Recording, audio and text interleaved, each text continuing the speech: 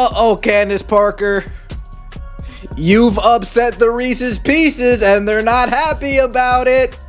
They're gonna be coming after you any second. Oh, they're already coming after you. Oh, snap. Oh, snap. Candace Parker asked to put certain players in a tier list. You have the S tier, you have the A tier, you have the B tier, and you have the C tier. And where Candace Parker put Angel Reese on this list and her explanation about it, it has upset a large number of the Reese's Pieces. When Angel Reese fans lose their cool, chaos follows. Somehow, even Candace Parker gets dragged into the mess for simply existing, while Kennedy Carter transforms into part-time troll and full-time baller. It's pure mayhem in Chicago, with the sky stumbling, fans fuming, and Carter cracking jokes like she's hosting open mic night at WNBA Live. This isn't just basketball drama. It's reality TV with jump shots. And the madness only grows wilder with every unhinged tweet. Who had comments on Angel Reese and it went viral? People were saying, oh, you're an Angel Reese hater. They asked me my opinion on player tiers, and my thing is then if you bring something to the argument, bring something else. Can she get to player A or player S or whatever? Yes, she can. Yes. Right now, I don't know if she's alongside those players in B's, and you're measuring her against players that have been in the league for years. Right. And so I think that, you know, I've faced it on the men's side when people attack you for what you look like or who you are. That's usually not coming with a solid argument. Spoke her mind, and that alone was enough to ignite Angel Reese fans like a spark in a room full of hairspray. The moment Parker dared to say anything, the Reese hive went straight to DEFCON 1, reacting as if someone had insulted their firstborn and canceled brunch in the same breath. But here's the twist. Parker wasn't wrong. Her only crime was committing the ultimate sin, saying the quiet part out loud. We always know she's a matchup nightmare. Oh. Paige Beckers, I can't put her above we put Arike in the B tier? Come on. Arike is like a D tier player. Arike is a shot chucker. She can barely shoot 35% from the field most games. But go on, Candace, but go on. Sabrina's and the KPs and the Caitlin Clark. Paige B tier. But I can put her at that B level. Okay. The more Arike and her play together, the better they're going to make one another. Cameron Brink, I think, is, you know, the unknown. So I put Cameron Brink on the C level, I think, just in. The quiet part, of course, is that Angel Reese isn't exactly the second coming of Lisa Leslie. No matter how many times ESPN tries to Photoshop a crown on her head. That's not shade, it's reality. The numbers back it up, the eye test confirms it, and it's becoming harder to ignore. At some point, the illusion fades, especially when she's breaking free throws like the rim is coated in poison. Fix it, Candace, fix it. I'm calling on you because I got confidence. You're one of my favorite players of all time, and I talk about you in all of the different conversations if you go and look at the network yourself. So I just hope that you, Candace Parker, fix what you said, what you did. You know what you did when you did how you did it. Fix it, Candace, because Angel Reese is top tier. But the moment you say that out loud, the accusations start flying.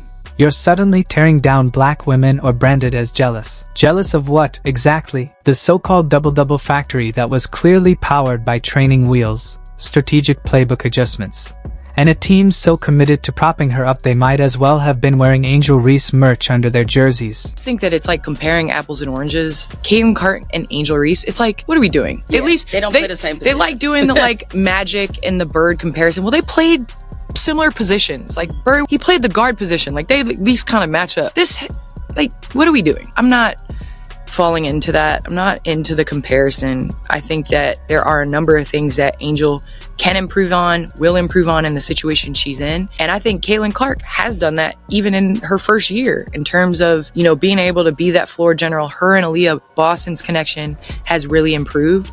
And I think the thing about Caitlin, yes, she can shoot from the logo, but she makes... Let's talk facts, not feelings. Without the careful coddling of her rookie year, scripted rotations, spoon-fed minutes like mashed bananas to a toddler, Angel Reese's stats would have been begging for mercy. People act like she's dominating on sheer talent when, in reality, Her narrative feels more like performance art produced by Instagram Reels and post-game makeup tutorials. It's giving influencer, not impact.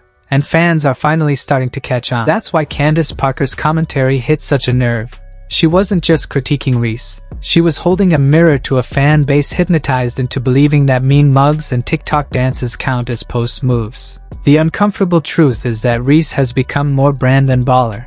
And when the branding overshadows the buckets, there's a real problem. Meanwhile, the Caitlin Clark elephant is tap dancing at center court. Parker's take may have been half right on Reese, but her angle on Clark was laughably off. Clark isn't just cooking. She's flambeing. Those so-called elite defenders Parker swore would humble her. They've been left chasing shadows and inhaling jump shot residue. Clark doesn't just beat defenses, she publicly humiliates them. That's why she's picked up full court like a national security threat. Because give her 3 inches of daylight and the shot's money while your confidence heads straight to therapy. Opponents aren't guarding her, they're surviving her. And yes, Angel Reese has been one of those defenders.